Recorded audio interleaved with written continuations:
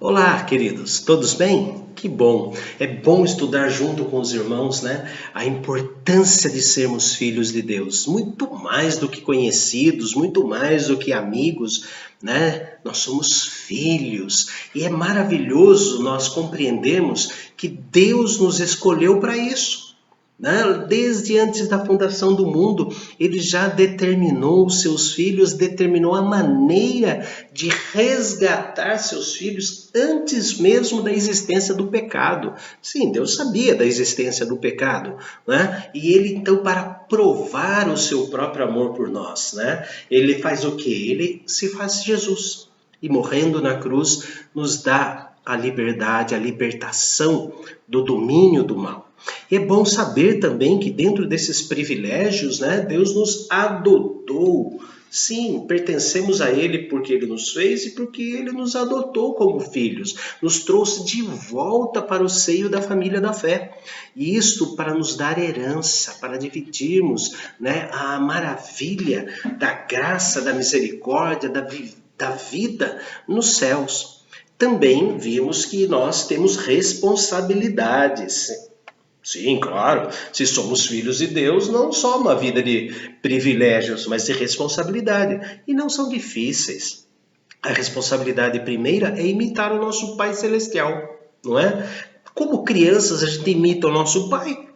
Né? Então agora temos que imitar o Pai Celestial, nós temos que resplandecer a sua luz, temos que buscar a sua pureza. E aqui nós vamos estudar hoje as armas. Por quê? Porque nós vivemos num mundo de lutas. Jesus venceu a batalha mais importante desta terra, que é a batalha, que é a luta contra o inimigo, esmagando a cabeça da serpente. Mas ele continua, a serpente continua como peçonha, né, nessa linguagem simbólica de serpente, continua lutando contra nós. Se nós cairmos, então vai ser uma maravilha para ela. Né? E ela, né, a serpente, o diabo, na verdade, ele quer humilhar o nome de Deus. Mas Deus nos deu também, além dos grandes privilégios espirituais, ele nos deu também armas. Armas para enfrentarmos a dificuldade. E a primeira e grande arma que ele nos deu está em Efésios capítulo 6, versículo 17, que diz assim: tomai também o capacete da salvação e a espada do Espírito, que é a palavra de Deus, a espada do Espírito. Sim, nós temos que conhecer a Bíblia. Eu não posso ficar satisfeito apenas com os vídeos, apenas com escola dominical, apenas com o culto da noite. Eu tenho que buscar o conhecimento da palavra de Deus para que ninguém nos engane. Sim, porque inclusive o diabo usou as escrituras contra o próprio Senhor Jesus. Em Mateus capítulo 4, mostra que o diabo está escrito a teu respeito, está escrito a teu respeito. Quantas vezes ele disse isso? Então o diabo conhece as escrituras e pode deturpá-las de tal maneira que nós, quando não estudamos a Bíblia, nós podemos ser enganados com a própria Bíblia. Tem um monte de gente por aí falando que eu posso ser polígamo, ou seja, ter várias esposas, porque Salomão era polígamo. Davi tinha várias mulheres. Não é? Então, nós vemos que as pessoas entendem muito mal as escrituras, fazendo uso das escrituras conforme o seu pecado, conforme o seu desejo, a inclinação da carne. Mas não, a palavra de Deus foi escrita para ser cumprida, para ser o nosso alimento e a nossa arma. E é uma arma eficaz. Veja o que diz Jeremias capítulo 1, versículo 12. Jeremias 1, versículo 12. Diz assim: disse-me o Senhor, viste bem, porque eu velo sobre a minha palavra para a cumprir.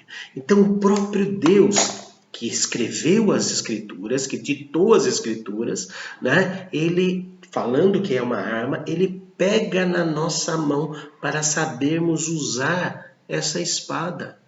É por isso que a companhia dele está sempre do nosso lado. É por isso que o Espírito Santo está do nosso lado, nos fazendo compreender as Escrituras. Mas nós não podemos ler as Escrituras rapidamente. Nós temos que ter o estudo das Escrituras, mastigar bem cada versículo. A palavra meditar, o verbo meditar, nasceu, pasmem, nasceu para o verbo mastigar, ruminar. Era usado para falar do que o boi faz, come, regurgita e come de novo. Então, as Escrituras, a meditação das Escrituras significa o remoer as Escrituras, o ruminar palavra por palavra das Escrituras. Então, Deus diz aqui nesse texto tão belo de Jeremias 1, versículo 12, que Ele vela, Ele espia, Ele está presente nas Escrituras para fazê-la cumprir. Então nós temos essa grande arma, a espada, que é a palavra de Deus, e Deus nos segura na mão para usarmos essa espada vitoriosa. Temos uma segunda arma, que está na primeira carta de João,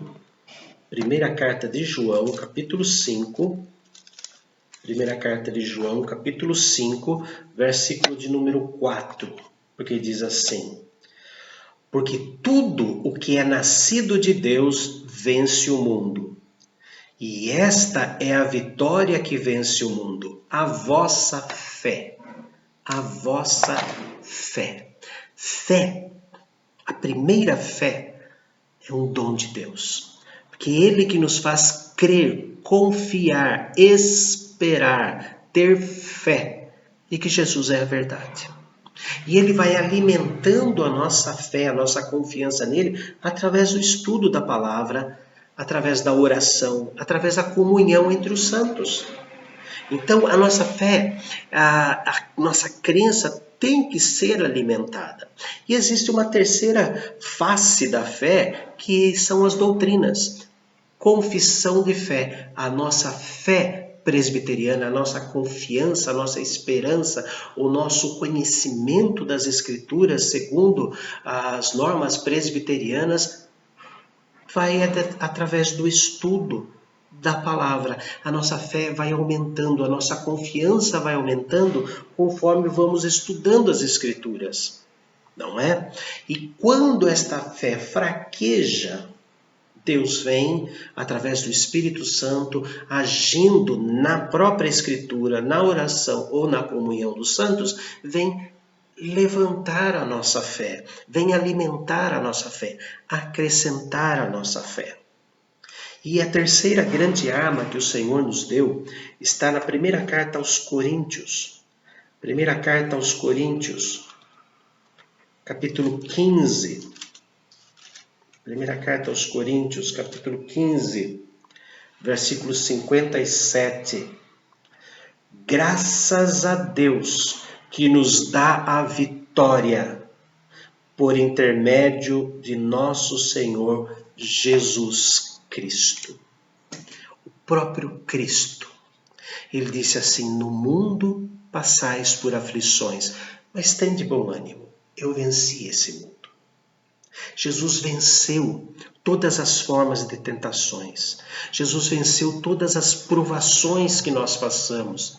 Ele disse que tudo isso vai nos trazer aflição, mas é para a gente ter um ânimo muito bom, para sermos fortalecidos. Tem de bom ânimo, eu venci o mundo. Eu destruí o império das trevas. Eu sou vitorioso sobre todas essas coisas. No mundo passais por aflições, mas tende bom ânimo. Eu venci o mundo. Este é o poder que Deus derrama sobre nós através do Espírito Santo. A presença do Espírito Santo nos traz a vitória. E o Espírito Santo, ao contrário do que muitas seitas falam, ele não entra e sai dentro do coração do cristão. Ele faz a habitação dentro dele. Nós somos o tabernáculo, o templo do Espírito Santo. Ele habita em nós.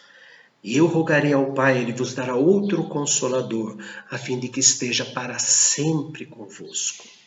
Então, queridos, nós temos essas 3 armas: a palavra de Deus, a fé e a vitória pela presença do Espírito Santo em nós.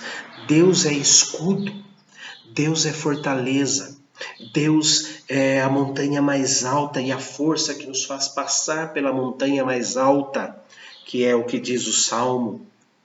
Então, queridos, vamos saber manejar bem a espada do Senhor, a espada do Espírito, que é a palavra do Senhor. Querido Deus, nós queremos agradecer, porque nesta jornada da vida, nestas caminhadas que temos aqui na terra e sendo atingidos pelo inimigo por todos os lados, nós temos, Senhor amado, além do Senhor ser o nosso escudo, nós temos também as armas que o Senhor nos dá, que é a tua santa palavra, que meditando nesta palavra, o Senhor vai fortalecer o uso da segunda arma, que é a fé, que é a nossa confiança, para nos dar o resultado da terceira arma, que é a vitória, nos dar a presença do Espírito Santo, o poder que o Espírito Santo delega através do nosso coração quando conhecemos a tua palavra e estamos em comunhão contigo. Senhor, fortaleça a vida de cada um e nos ensine a saber usar para o bem, para a tua honra e para a tua glória, as armas dos filhos que o Senhor fez. Em nome e por amor de Cristo. Amém. Queridos, um grande abraço e que possamos nos encontrar mais outras vezes para estudar a palavra do Senhor.